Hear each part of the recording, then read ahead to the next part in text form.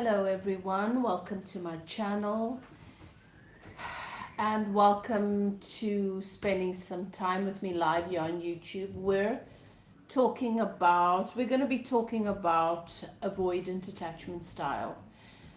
Could you possibly be in a relationship with someone that has an avoidant attachment style? Is it possible that the reason why your relationships keep ending abruptly is because you're attracted to people who have an avoidant style in relationships? Or maybe you're the one that is avoidant and you just don't realize that that's what's at the heart of your short-lived relationships, why they don't seem to last.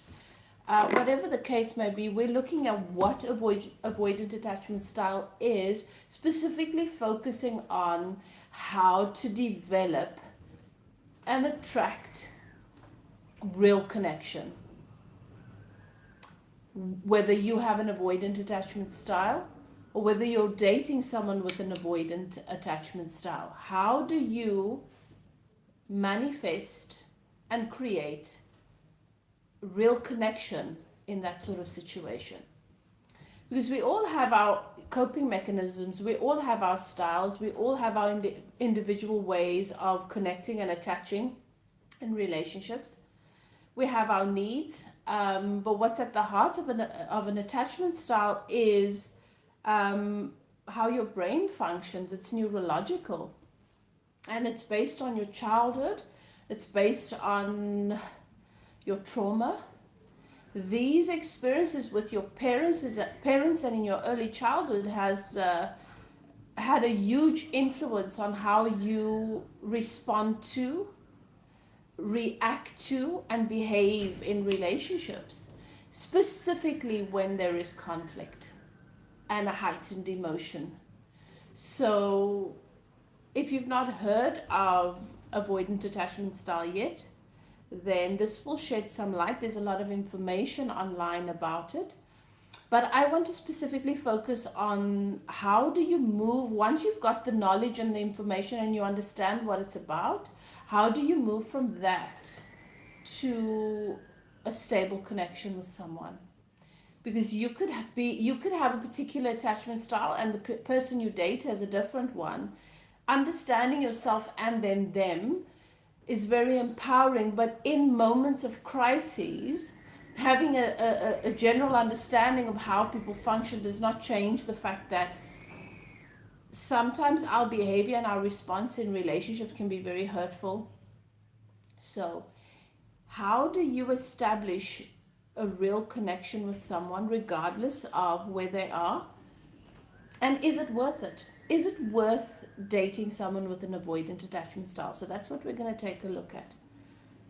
And so I'm not going to go into, I'm just going to sort of touch on the different characteristics that will help you to recognize whether or not you or your person may have an avoidant attachment style. And then I will touch a little bit on what the influence is that has led to that sort of behavior and how we can begin to work on finding stability in the relationship with ourselves to help us to cope with that person. Because the person might have a lot of great qualities and you might decide that it's worth being in that connection. At the end of the day, it's your decision. It's up to you. So let's take a look at it and let's see where this takes us. Okay. So the first sign that you may have an avoidant attachment style in relationship, or that you might be dating someone with an avoidant attachment style, is that you tend to take radical responsibility for all the problems in your life. Everything that happens to you, take it personally and you take responsibility for it. So you feel like everything that goes wrong in your life, all the problems that you have, is because of you. So you have a tendency to be quite hard on yourself. you have a tendency to be really hard on yourself. And if the person that you're dating has an avoidant attachment style, they have the tendency to do that too. So if something goes wrong, they cannot take into consideration that maybe somebody else is struggling with something and has made decisions which has led to a particular problem. They're very self-focused, and the reason why someone who has an avoidant attachment style takes such radical responsibility for all of the problems in their life is because at a very young age they were taught that if something goes wrong, if something is wrong, they're the common denominator, it's because of them.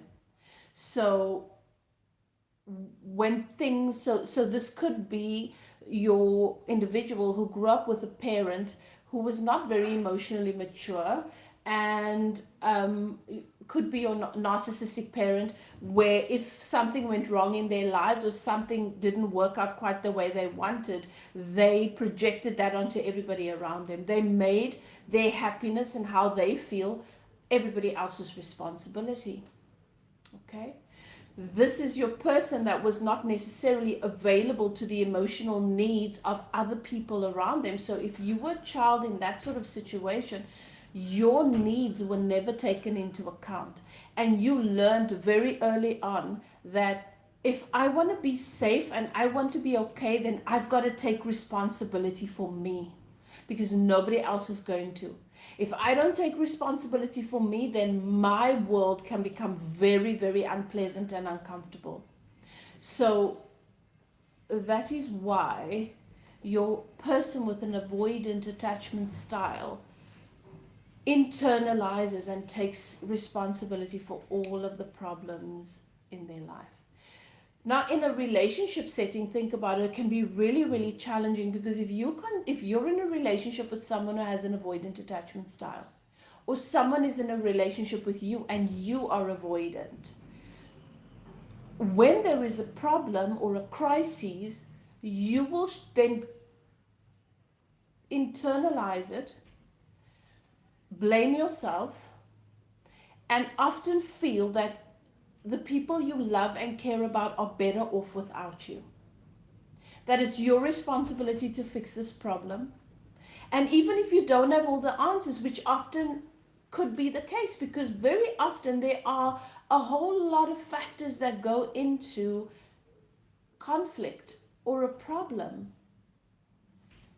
But your avoidant will have the tendency to withdraw, to be really hard on themselves, to feel bad about what is happening, and to feel that they need to go off on their own and figure out what is wrong with them and what is at the heart of this problem, because it's their fault, and then come back to their loved ones when they figured it out.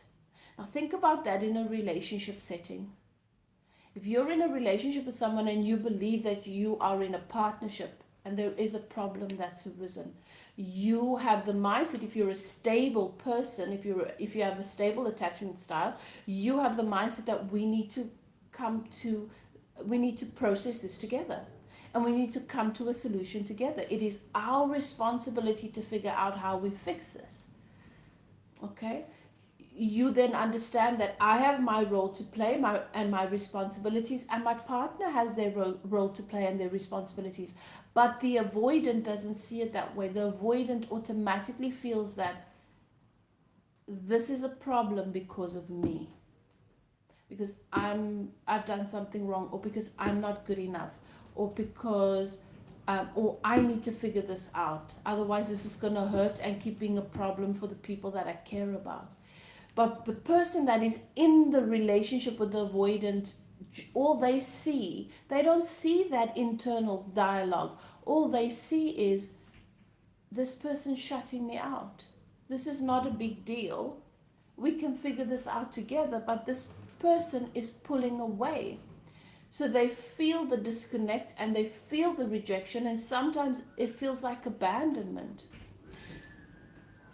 But for the avoidant, because they have that inner child that learned very early on, if I do not make life comfortable for this person that I care about, that I need, that I depend on, then they're going to abandon me emotionally, they're going to reject me, and they're going to blame me. And so that was an early indication of the reason why my mom is unhappy or my dad is not happy is because I've done something wrong. And having to then learn to self-soothe and to be okay even when there's chaos, even when the household is chaotic and disruptive and things are falling apart, to try and learn to self-regulate and to so think about it. If you've grown up with a parent that does not know how to self-regulate, they might be explosive, they might be struggling with mental illness, or your narcissistic parent. There are many different scenarios that we can imagine, and you can see how it fits for you if you identify with this. If you are used to that parent falling apart and then throwing major tantrums because life is not going the way that they want, then you learn very early on that when they are okay, to just treasure that, you know. So you don't want to come to them with, so you don't want to show them when you're upset, you don't want to come to them being displeased. You become that child that learns to push your feelings aside, because you learn very early on that this parent's feelings, how they feel, determines whether my life is stable or not. So you grow up to be an adult who then learns to self-regulate, become overly independent, because they don't trust that it's safe to express their needs, to express how they feel. They learn that they've got to be the strong one, they've got to take responsibility, because if something's wrong or broken, then it must be their fault or something that they're doing wrong. So there is this innate feeling of, I won't be loved and accepted unless I'm perfect. And that is what is often at the heart of an avoidant. And the reason why they never ask for help, they, if something bothers them, they'd rather internalize it. And this is just a recipe for disaster, because it just makes them feel more and more lonely. So if you're an avoidant, you're that person that never asks for help. And obviously we have spectrum of this. You can be someone who's doing your work and you've learned to be more stable in relationships, but your natural tendency is to be avoidant. That is your relationship style because of your experience. So in moments when you are wobbling, when you are emotionally volatile, because sometimes life happens, your tendency to activate that avoidant style is heightened. But so different people can be on a different spectrum. Some people can be more severe with this than others. But this is just to give you a general indication. Okay. The other sign that someone is could have an avoidant attachment style is intimate relationships for you are characterized by an ongoing feeling of pressure. So if you enjoy being with this person, you want to be loved, you want to give love, but your relationships, intimate close relationships, are characterized by a constant feeling of pressure. Like you feel this huge responsibility and this pressure around being in a relationship with these people. So think about it in a romantic relationship. And this is something that you can often see In avoidance, they will have social groups, friend groups, but it's very superficial and light. And with intimate relationships, um, when they make plans to be with their intimate relationships, their close relationships, people that they consider to be near and dear, they always seem to be stressed around planning and making arrangements to spend time with them. All of their focus tends to go into what these people may expect and may need, and they always seem to be stressed around about it. It doesn't mean that they don't love you. It doesn't mean they don't love the person that they're with. It doesn't mean they don't love their family. It is because the avoidant has not learned how to bring their own emotions to the surface and to process it. The avoidant has learned to feel very insecure and unsafe with their emotions, especially in intimate relationships. So they have a tendency to push their needs down because they learned very early on, if I have needs, I've got to take care of them. I can't expect somebody else or the people in my life to take care of them because I will be disappointed, I will be rejected, and I will be abandoned. They've had very early on experiences where being emotional or being sensitive or needing to have their emotions validated resulted in very painful experience. And so, because they push their needs aside, the avoidant has anxiety around the needs and the expectations of their intimate relationships. Because they're afraid that if you need them, because they've learned to deal with their own needs and to take care of their own needs, they expect you to do it. And we're different. So most of the time in relationships, there is an expectation that we sort of accommodate one another. And because they don't want to be rejected and they don't want to hurt you, they start to hyper focus on accommodating you and what you may need.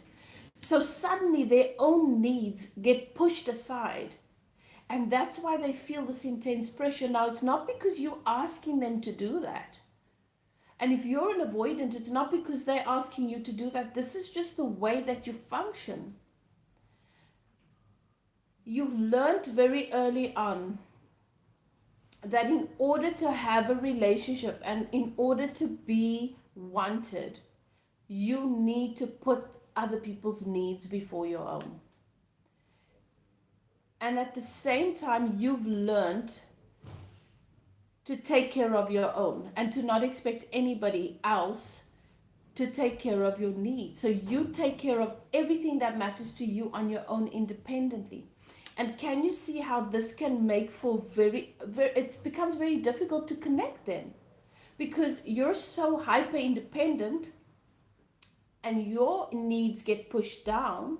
So when you're with loved ones, whether it's family or a relationship, the idea of being with them for long periods of time causes a lot of pressure and a feeling of overwhelmment because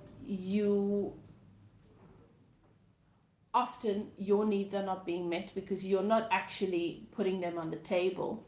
You're just pushing them down. And that's what an avoidant does is, I'm gonna spend the next 2 days with my partner. So for the next 2 days, my needs are going to be pushed down and I'm going to be available to this partner because if I want them in my life, that's what I need to do. But when you're pushing your own needs down, your partner doesn't have the opportunity to accommodate you and to support you and to meet you halfway. And whether you are aware of it on a conscious level, energetically you can feel this person's holding something back from me. So you feel like you're trying to build a relationship with an avoidant, and there is a part of them that is being kept away from you. So depending on your or your partner's attachment style, if you're an avoidant or if they're an avoidant, that can trigger a lot of insecurity. And so, can you see how there's so much pressure in relation to intimate relationships for the avoidant? Because they're suppressing their needs and their emotions, and they're basically wearing a mask whilst they're with their loved ones, because they have this deep belief that they are unlovable and that they need to show up in a particular way that is selfless in order to be tolerated and to possibly have the opportunity for love. So you feel incredibly lonely, and you deal with all of your stuff on your own, and you struggle with connection, because if you're not willing to allow someone else to support you, if you're not willing to be vulnerable with someone, you can't develop a proper connection. So I knew somebody who, whenever this person was going to spend time with close people, this person seemed stressed. And for many people, that one made sense. That would be like, but then this person doesn't love these people. But that's not the case. For an avoidant, they really love the people, their family, and possibly their partner, but they just feel so much pressure because they have not learned to provide themselves with the stability, the self-trust, to be willing to be vulnerable, to be willing to put their needs onto the table. So they're suppressing the entire time that they're with their loved ones, and they're just giving and giving and giving. So you can imagine what that feels like energetically. And their loved ones are trying to connect. So their loved ones are reaching out. And what they see as that reaching out is, I want more, I want more. And can you imagine being a bottle that's closed tight? There's nothing really to give. And that's why an avoidant can seem very superficial and distant.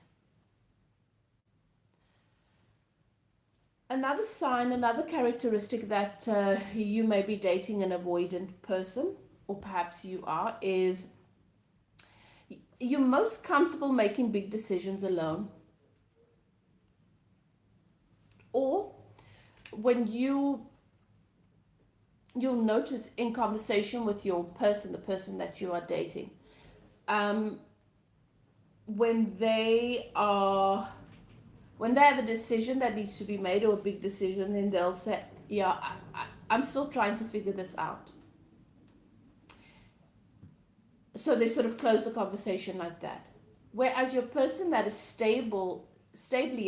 that has a stable attachment style will say, I've been trying to figure this out.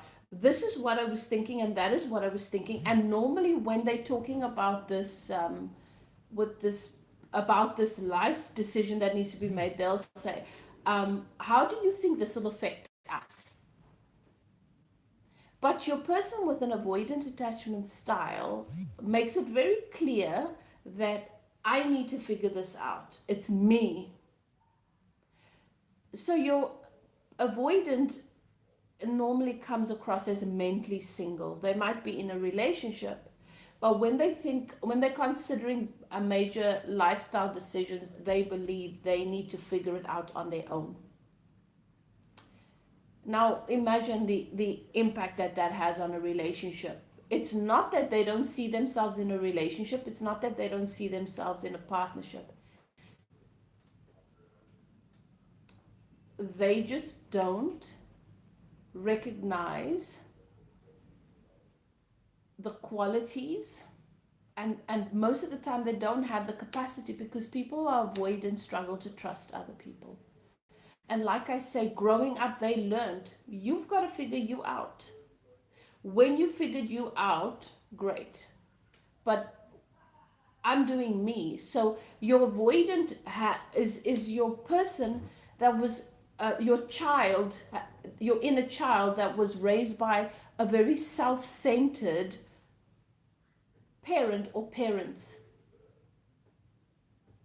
That parent that's like, if it's not about me, it's not a discussion. Okay? You figure you out, and then you come and be present for me. So they're most comfortable making decisions on their own. They'll normally go off and make a decision and then come to you and tell you what they've decided and how that benefits everybody. But that also comes from that hyper independence where they don't want to make it your problem. They feel that loving you and caring about you is figuring things out on their own and not giving you more to process and deal with. Because to them, that is love. To them, being with someone that doesn't give them more to think about, because your avoidance are normally your overthink, like they take responsibility for everything. So to them, love is you figuring out yourself out, figuring out what you want, and then coming to them and saying, hey, I figured this out. And so it just makes it easier for them. It doesn't become their problem. And so they think loving you means going off and figuring things out on their own, not realizing that it makes you feel left out. It makes you feel the disconnection. It makes you feel like you're not important. You're not a part of this. You're not a part of their plan. You're not a part of their life. You're not a part of the things that matter to them. That's how it often makes the partner feel. But that's not really how they see it. And so if you're someone that expects your partner to help you to figure things out, because you're in a partnership and you've got to figure it out together, make decisions together, they can feel that very overwhelmed by that, because they can feel like you're trying to make someone else responsible for figuring out what you want. And to them, that doesn't feel good. So to them, that doesn't feel like love. Okay? So that's why I say an avoidant is that person that is in a relationship, but he or she seems to be mentally single. Because even when they're in a relationship day to day, but your avoidant always seems to be seems to have this life of their own. And it's also a coping mechanism. It's a security mechanism where there's this belief, like I said, this deep innate belief that I will be abandoned, that I'm unlovable. And so when I am abandoned and when things don't work out because they realize that I'm not good enough, I still have this space of my own to fall back on. Another sign that your person or you may be an avoidant is that you're more comfortable meeting the practical needs than emotional needs of your partner or your loved one. So this is your person that doesn't sit down and have deep emotional conversations. They often get uncomfortable around that. Now, not straight off the bat. When you meet this person, they might really enjoy that. They might be willing to talk. But if you watch closely, they'll share information, but they won't go too deep into how they feel or how they felt or how it impacted them emotionally. They'll give you the superficial details of what happened, so they won't lie or hide what happened, but they're not going to express feelings about it. And the reason why is because they probably didn't really delve deep into those emotions, they just pushed them down. Now, this sounds like a very unhealthy person to be with. But your avoidant does have qualities and characteristics that can be very attractive and that can make one feel very stable if it's not a volatile situation. So very often people who do have an anxious attachment style can find themselves being attracted to avoidant. Sometimes avoidants are attracted to avoidance because they feel like that person just gives them space, and so they just feel so loved. But when the relationship, when there are moments of crises and the relationship needs to show up, when you need to show up for the other person, if your tendency is to be avoidant, you're going to go within yourself, you're going to give them space, and they're not going to experience that as love very often. They're going to experience that as abandonment.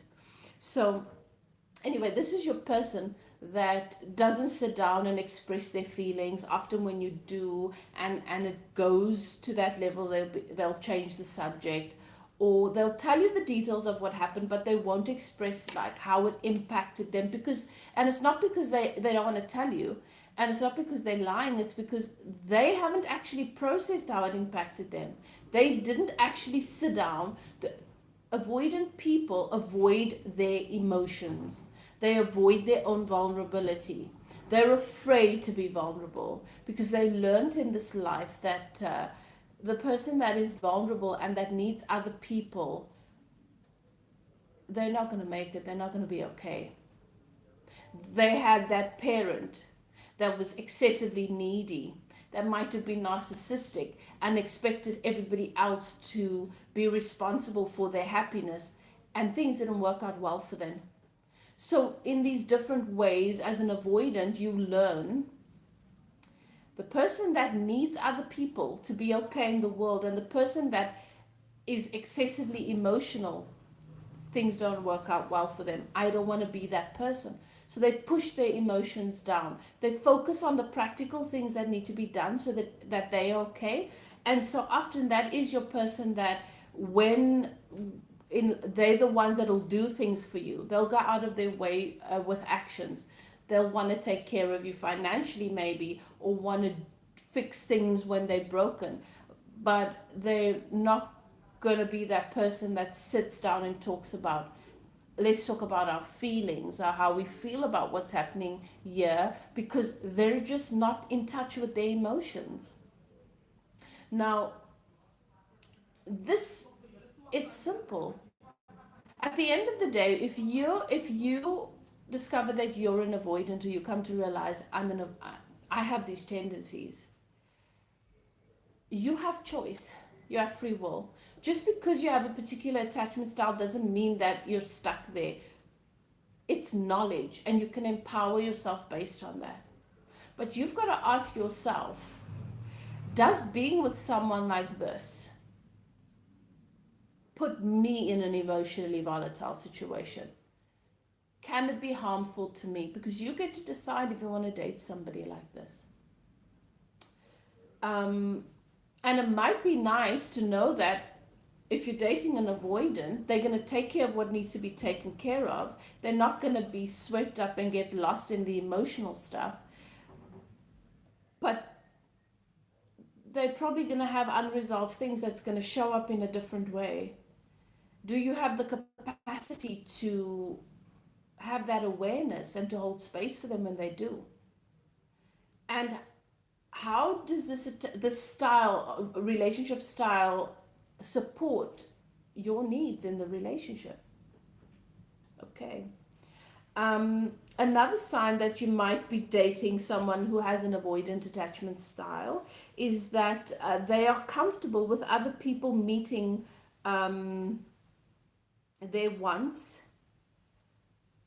but they want to be the only one responsible for meeting their needs. Okay. So they're comfortable with somebody coming along and doing things that they want or that they like. But when it comes to what they need, they want to be the only person that takes care of that, because they feel safe. They trust. I trust me. My predominant base attachment style has always been avoidance. So I identify with this a lot because of my trauma. At times it's been fearful avoidant, which meant I could go from being anxious to being avoidant to wanting to try and connect to just cutting off. But I'm happy to say that I've done the work, and I've got a very stable attachment style now. However, I am aware that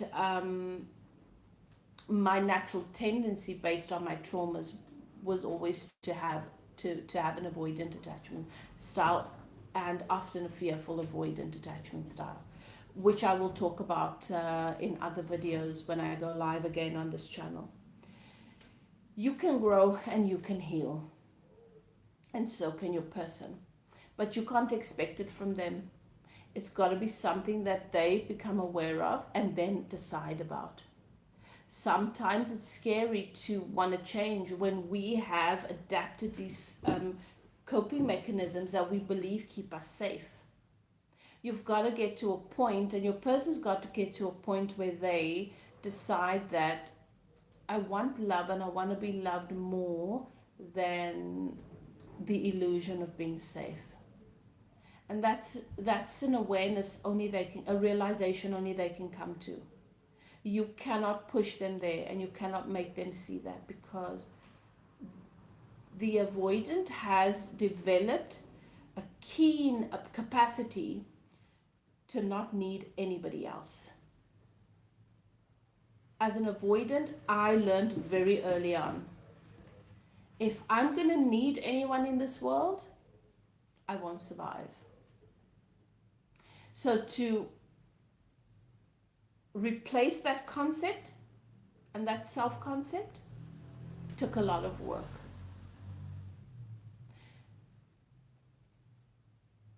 And so your avoidant is happy to then do the same. Do things that you like and that you want, but does not want to be responsible for your needs.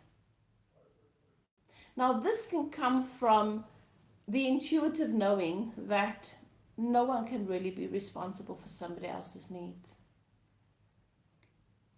Because at the end of the day, we've all come here with the capacity to provide ourselves with what we need. But if we want connection, we have to remove the fear from that knowing. So you know that at the end of the day, only the individual can fill their cup. But if it feels good for their cup to be filled, I can sometimes add to that. And that's what contributes to our connection. I'm not doing it because they need me to do it. I'm doing it because it adds value. So that fear of this person needs me to fill this cup, which means that on the day when I can't, it's going to be a mess. You removing that fear takes doing the work. It is correct in believing and knowing that each person has everything that they need within them, and that learning to take care of yourself is at the heart of our journey here. That if we depend on a partner to meet certain needs, then the relationship will become unstable. But when we attach fear to that, then it becomes a very volatile situation. So this means that with an avoidant person, if you expect them to be responsible for your needs, they're going to reject that. And you're going to feel unloved. And to them, it's got nothing to do with love. To them, it's got to do with stability and with feeling safe in the relationship. They already struggle to trust. They want to trust. They want connection. But there's a very big part of them that doesn't fully believe that they can have that. So to risk it is often not something that they're willing to do. Another sign that you could be dating someone that has an avoidant attachment style is that when your feelings are hurt, as an avoidant, you withdraw. You retreat to process them. So what does this mean? The person with an avoidant, when they feel emotionally triggered or hurt, they retreat from the situation to go and process their feelings. Now think about this. The avoidant has not developed the capacity to put their feelings on the table and the tools and the skills to process them. They've not ever allowed someone in to learn how to do that, to teach them how to do that. They've just figured it out in their own way. So, depending on the subject that has hurt them,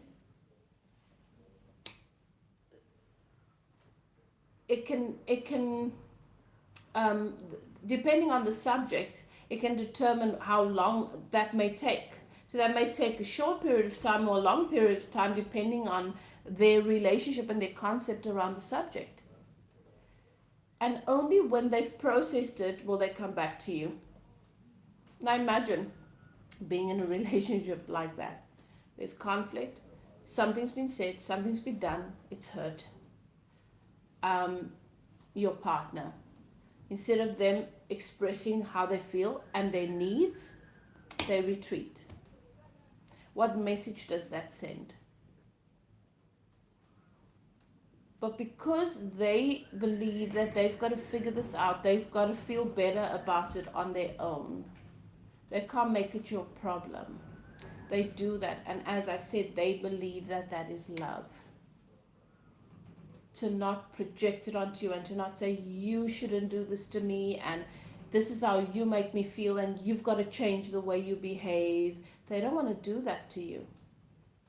So, in essence, the avoidant takes the power away from you being able to realize what you're doing that is hurtful in the relationship or resolve it with them. They just take that power away and they go off and process it on their own, and then they'll come back to you when they're okay and in a better place. But in the meantime, how you process things, it might leave you feeling really left out in the cold and unimportant. Another sign that you might be dating an avoidant is an avoidant is open to a romantic relationship but struggles to meet someone.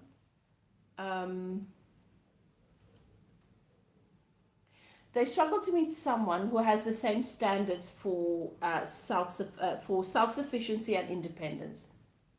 So they want somebody that has the same level of self-sufficiency and independence, which in essence is your stable attachment style person. That's your person who has healed, has developed stability in the relationship with themselves, is stable in self-regulating, understands what happens emotionally, does not automatically project and believe that if they're not in a good space, it must be somebody else's fault or their partner's fault. So that's what they really, really search for. So this leads one to believe that maybe an attachment and an avoidant, someone with an avoidant attachment style would match another person that is avoidant really well, or a stable would do well with an avoidant. And yes, for the most part. But as the relationship develops, you want to grow the connection, because connection is that value that I bring, that you bring, and it builds something. It is intertwined and it becomes stronger, right? We want more than just someone to talk to about the weather or about our day. When we're investing, emotionally, things start to progress and your feelings start to develop and grow. You want to start to build a life with someone. You want to invest in someone that you can see a future with. And if all the relationship consists of is maybe going out to dinner sometimes or talking about your day, when crises happen, when life happens, and it always will, An avoidant that hasn't done the work to understand why they do what they do and how it can sometimes be harmful will not communicate that they're hurt and they need time to retreat. And your experience of that will be that you are not important, that you are not appreciated, and that you are not a priority. So, even though an avoidant longs for love and for a relationship, because they are so uncomfortable with diving deep and having the uncomfortable conversations, because they're so afraid, their deep seated fear is, I'm unlovable and I'm not good enough. And I can't trust that I will be loved unconditionally. They're so afraid that they like to keep things light and easy. And the difficult things they go and process on their own. It makes for a challenging environment to really connect and build that bond. So when you're in a relationship with an avoidant and you begin to realize that this is the situation, when he or she's making a life decision, they normally do it on their own and tell me about it later. I'm not quite sure how I fit into that story. To them, it's automatic that you fit in, but to you, on the experiencing them, you will learn that this person sort of seems to be 1 foot in and and they seem to be in a world of their own, which I don't fit into. There is a world that this person has that I don't fit into. So you then begin to develop your own, I need to have my own space in case this person decides that we're not it. Because they do tend to have this two of wands energy, 1 foot here in the relationship and another foot somewhere there elsewhere. So this leads me to the question, should you date an avoidant? Should you date an avoidant if you realize that your person has these tendencies and you can understand them now and you can see it's got nothing to do with the fact that they don't love you or that they don't want love or that they're playing games with you. This person really, really wants love. They just struggle to trust. And their insecurity doesn't allow them to be vulnerable and open about their feelings. And because they've not practiced emotional intelligence, they can't communicate their feelings with you. It's not that they don't want to, they can't. They don't have the words to match to the emotions. Because to them, you feel something, okay, that's not pleasant, shove it down there, and life goes on. So they can't give you the words.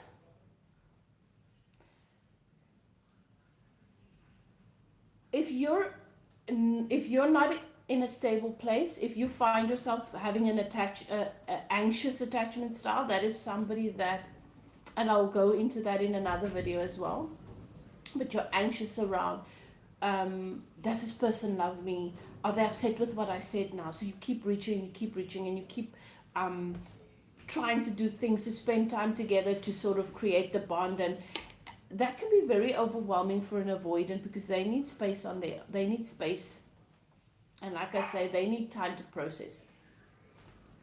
If you're have a stable attachment style, you're in a stable place, but that doesn't mean that you're okay with lack of connection.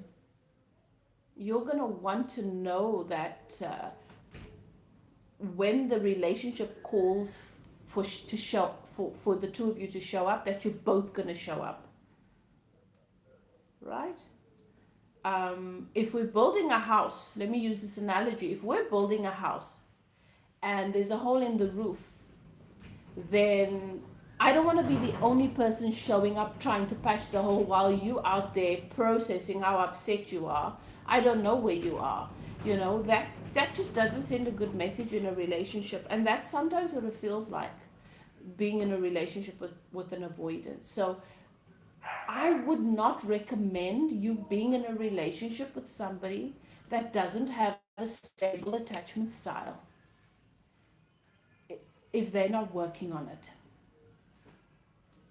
because our attachment style doesn't change overnight. So I'm not saying it, only look for people who are stable, who don't have a trauma-based attachment style, because you're probably never going to find someone, okay?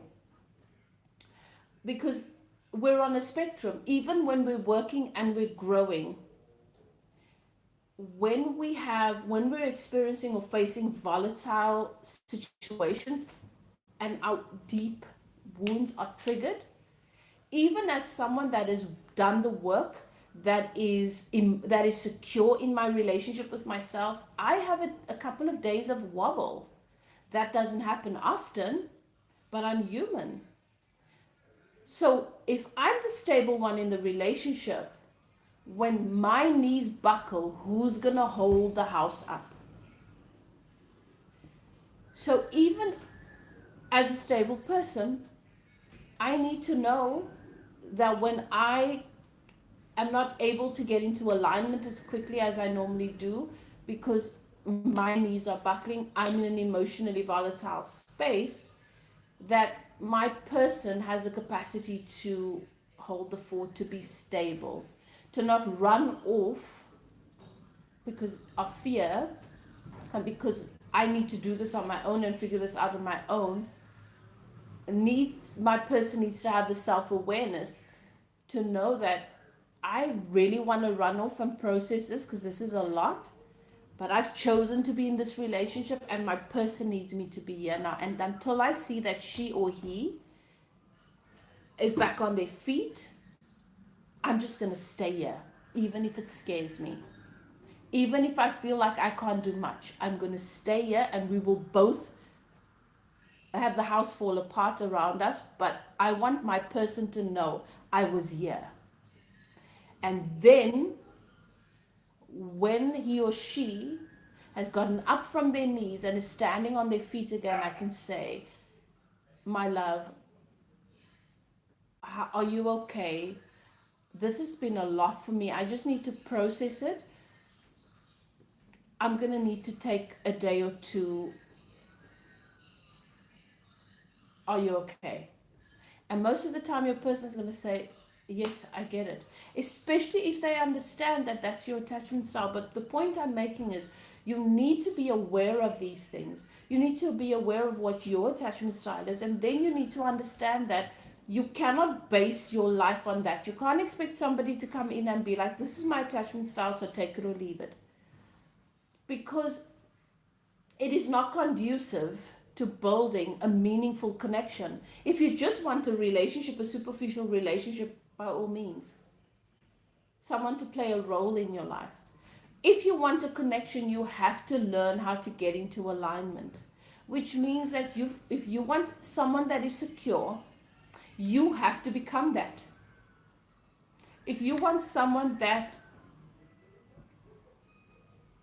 whatever you want, you've got to be willing to become it. You've got to develop the stability in the relationship with yourself. And then you've got to be willing to recognize when you are inviting a relationship with someone who is not self-aware and not willing to be either. Because you make the choice. And being with someone that is not self-aware, that realizes that they have tendencies in relationship that is self-sabotaging, but is not willing to do the work, they just hope it's going to go away. That's a recipe for disaster. Another sign that you could be dating someone that has an avoidant attachment style is that someone with an avoidant attachment style feels very protective over their time and their space. This is not your person that is just excited that you're coming to spend time with them. They everything is timed, and they're not going to just be open to show up whenever you want, and we spend every single day together, and I'm always going to be around you when I love having you around me. This is your person that needs space. So If they're in their office doing their work, you need to be okay with doing your work in the other room, giving them their space. If you suddenly feel like you want to go out and do something fun, expecting them to always be there, you've got to respect their time and their space. So, they sound very selfish, but it's really not the case. An avoidant is not selfish, it's just that they are aware of how much focus and energy they do give when they are with someone. And sometimes it can be a bit depleting. And because of their fears and the way that they process, as I say, they just push their needs down, and they're polite, and they try to focus on what it is that you may need and accommodate that. They need time to themselves, especially because they need to process. They don't know how to process with other people.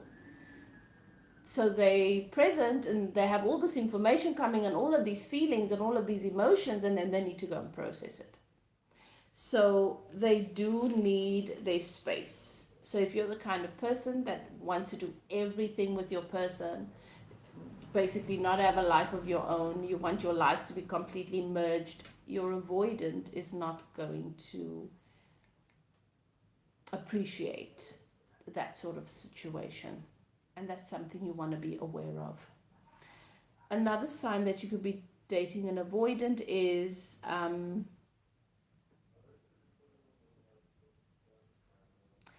they don't really know what people are talking about when they talk about being open and vulnerable. I think they have an idea, but they don't fully grasp what that means because it's not something they're familiar with. They've never done it. So they might come across as though they understand what you mean and they say they're willing to, but they really don't grasp the concept. Being open and vulnerable is so foreign to them. They just don't get what you mean when you say when you ask them to be open and vulnerable. And so they're probably going to disappoint you or mess up on that one.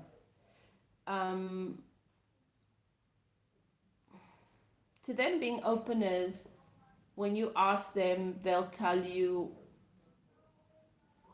the rational thing of what's happening. So, how's your day going? Yeah, it's good. This happened and that worked out, and I did that thing and that was good, right? But or I'm upset because this person told me that. But when you want to have a conversation about why they're upset to help them to maybe get to process it, whatever you tell them, they'll say, yeah, you're probably right, just to get over with the conversation. Diving deep, as I said before, is just not their thing. So they don't get that, being open and vulnerable.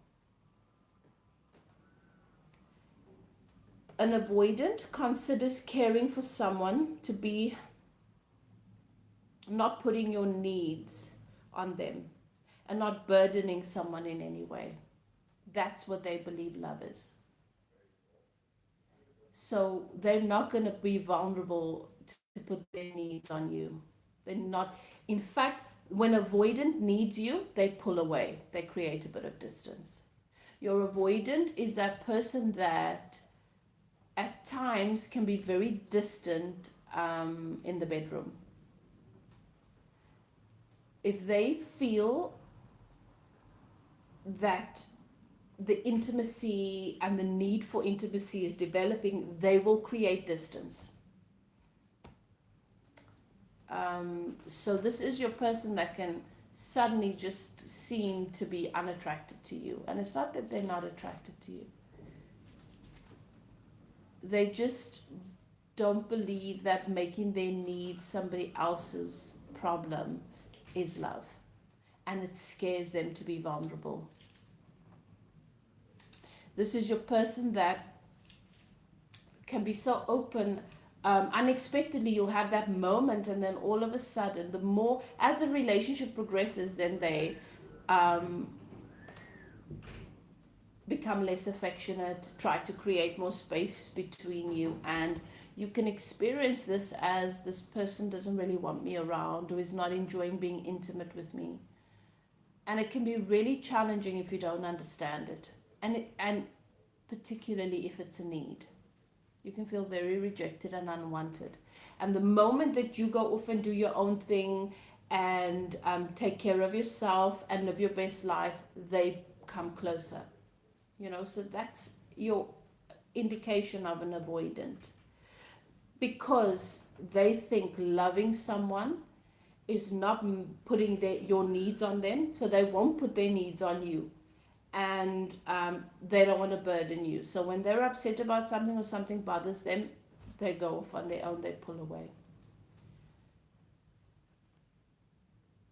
So if you're an avoidant, this is a really good information for you, because often you don't realize, why you do these things. And when you don't realize, why you do it, it's scary because you feel like you can't fix it. But these are not hardwired tendencies. They're they it's a part of your development as a result of your environment, and you can adapt and change that. And that's why I say knowledge is power. Another sign that you may be dating an avoidant is that they may seem selfish.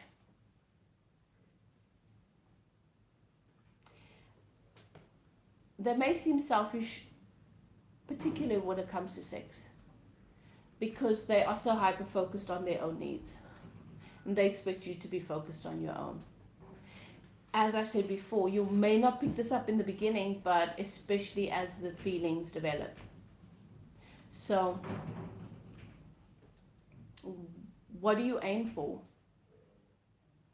No matter what your attachment style is and what your person's attachment style is, the answer, regardless of what it may or may not be, is you want to get to that place where you can have a stable connection. And in order for you to have that, you want to develop stability in the relationship with yourself. You attract what you are. And if you are constantly, desperately seeking love and validation outside of yourself, and you're self-sacrificing to do that, then you will attract people who abandon themselves by avoiding their emotional needs. And it can show up in different ways. You might not necessarily attach other anxious attachment style people, but you can attract an avoidant or a fearful avoidant. You want to learn to become solid in the relationship with yourself and to be stable, so that you can navigate and make these decisions for yourself from a place of stability.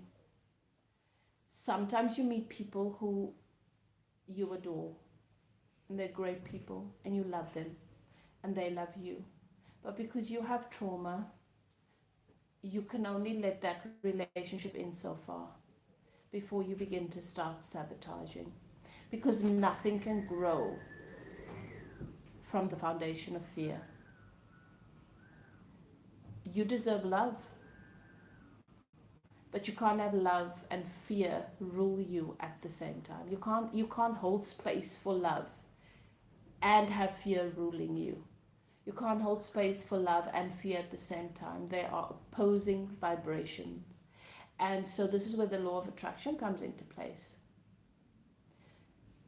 When you have an attachment style that is based on insecurity and fear, self-loathing,